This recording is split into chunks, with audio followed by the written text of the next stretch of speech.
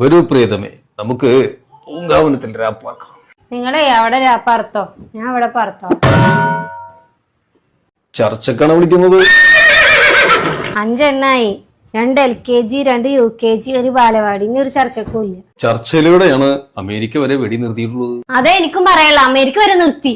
ചുരിദാർ മേടിച്ചല്ല, വെറും വാഗ്ദാനം കിട്ടൂല. സൺഡേ ഊട്ടി ട്രിപ്പ് പോകാം.